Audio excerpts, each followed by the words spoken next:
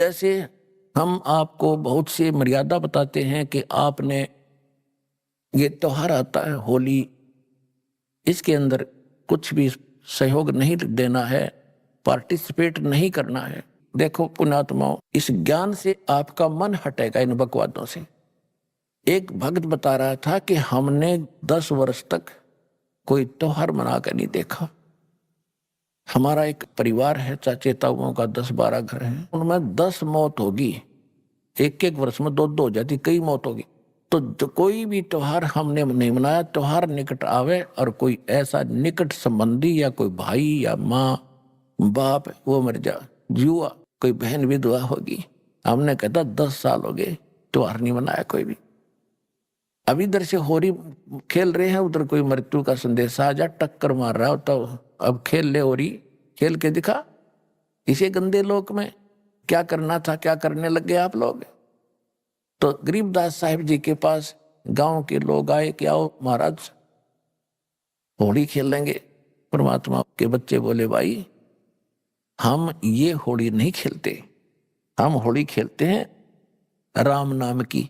राम नाम की होली जो खेलता उसको कभी हानि नहीं होती, दुख नहीं होता। और राम नाम की होली भी तभी खेली जाएगी जब हमारे पास राम का नाम सही होगा। तो राम नाम कौन सा है सही? गरीबदास जी ने तो क्लियर कर रखा है, राम नाम जप कर थर होई, ओम सोहम मंत्र दोई, यू है राम का नाम। तो उसके बारे में क्या बताते हैं, सत नाम पालड़ रंग होरी हो। गरीबदास जी की वाणी में तो वो अक्षर न्यारे न्यारे लिखे हैं, लेकिन मैं बार बार नहीं बताऊंगा, उसको मैं सतनाम बोल रहा हूं। ग्रंथ में वो दोनों मंत्र न्यारे न्यारे लिखे हैं, ये और ये मंत्र पालड़ रंग होरी हो, तो उसको गुप्त करके दास सतनाम बोल रहा है। वैसे गरीबदास जी की वाणी में वो दोनों मंत्र लिखे हैं कि दोनों मंत्र पालड़ रंग होरी हो, मैं उसको सतनाम कह रहा हूं। तो क्या कहा कि सतनाम पालड़ रंग होरी हो, भाई 14 लोक चढ़ावे राम रंग होरी हो, 3 लोक पासेंग धर रंग होरी हो, तो ना तुले तुलाया राम रंग होरी हो।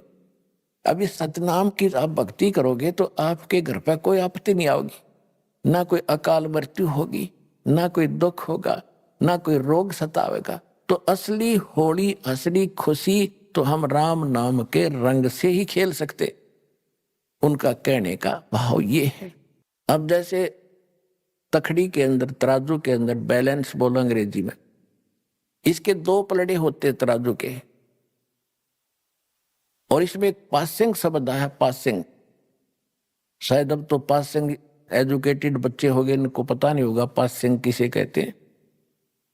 जब तखड़ी के अंदर, तराजू के अंदर कोई त्रुटि होती थी, अनबैलेंस्ड होती थी, उसको बैलेंस करने के लिए, उसकी वह त्रुटि रहित करने के लिए ऐसे चेक किया जाता था। हमारे घर पर, हमारे पिताजी के पास ये दुकानदार बनिए लोग, सौदागर आते थे गेहूं, बाजरा, ज्वार मोल लेने के लिए, क्योंकि दास का जन्म एक किसान परिवार में हुआ।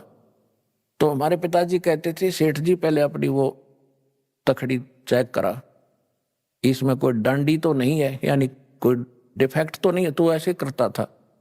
तो अगर कोई डिफेक्ट होता, टेढ़े मेढ़े होते वो, तो दूसरी तरफ उसको बराबर करने के लिए जो कणक तोलनी होती, मान लिया गेहूं तोलना है, तो थोड़ा सा गेहूं उठाकर 10-20 गेहूं उठा के और दूसरे पलड़े में डाल दिया जाता था, और वो फिर तखड़ी बराबर हो जाती थी, उसमें त्रुटि नहीं रहती थी। तो वो पासिंग जो है वो 4 दाने 20 दाने गेहूं के, वो कोई सौदे में नहीं है। सौदा तो फिर है, वो 10-20 क्विंटल तोला जाएगा गेहूं, वो है सौदा। तो कहने का भाव ये है कि परमात्मा का एक सतनाम विधिवत लिया हुआ, ये 2 अक्षर का मंत्र जो है, एक सतनाम कंप्लीट हो जाता है, एक बार बाहर छोड़ो दूसरा अंतर लो, ये हो गया पूरा, बस एक मंत्र ये है। इसको उस तराजू के एक पलड़े में रख दो और यहाँ के 14 लोग चढ़ा दे, शिव जी का लोक, विष्णु का लोक, ब्रह्मा जी का लोक, दुर्गा का लोक, ये और ऊपर के ब्रह्म लोक, और ये जितने भी खेड़े हैं ये, और ऊपर के गोलोक वगैरह, ये ऐसे 14 लोक होते, तलातल, ये सारे कहते ये एक साइड में चढ़ा दो। और 3 लोक तो पासंग रख दो, पासंग, जिनका कोई सौदे में लिंक नहीं है। वो कौन कौन से 3 लोक? या पृथ्वी, स्वर्ग और पाताल लोक।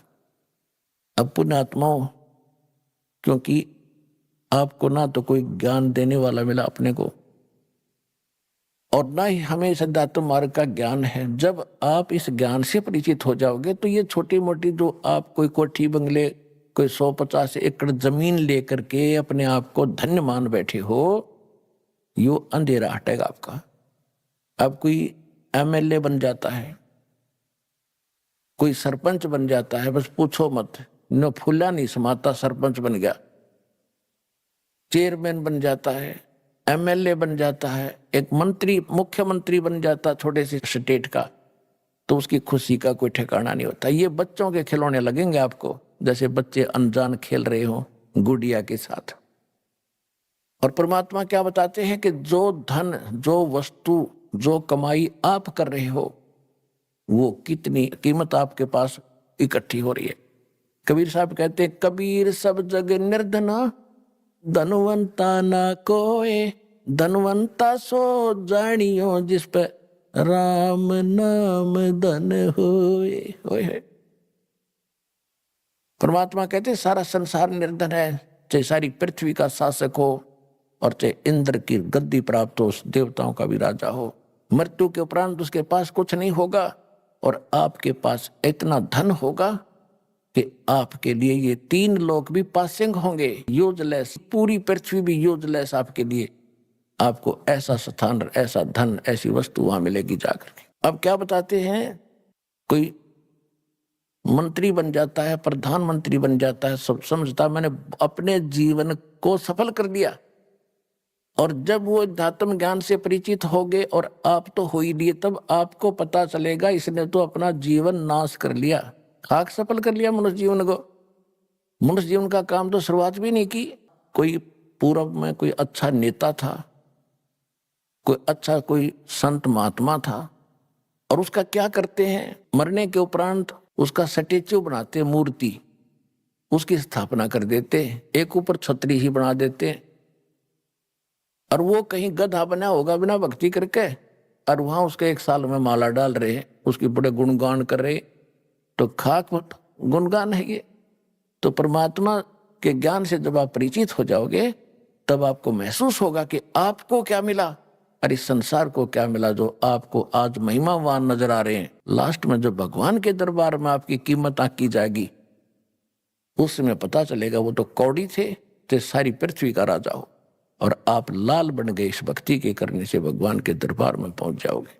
अब क्या बता रहे हैं कि सतनाम पालड़ रंग होरी हो, एक मंत्र, और 14 लोक चढ़ावे राम रंग होरी हो, और 3 लोक पृथ्वी, स्वर्ग और पाताल। ये तो सौदे में नहीं, हमारे में, इसको तो पासिंग रखे, ये तो यूजलेस, जैसे वो 4 दाने रखे थे। तो ना तुले तुलाया राम रंग होरी हो। इस सतनाम की इतनी ताकत, इतनी कीमत है कि ये पलड़ा फिर भी नहीं उठेगा, 14 लोग भी धर दे और 3 लोग पासिंग रख दे। तो वो मंत्र अब आपको प्राप्त हुआ है, ये 2 अक्षर का नाम है। तो आप देखिएगा कि आप कितनी भक्ति कर रहे हो, और इतनी भक्ति करते करते भी आपको कितना समय लगेगा।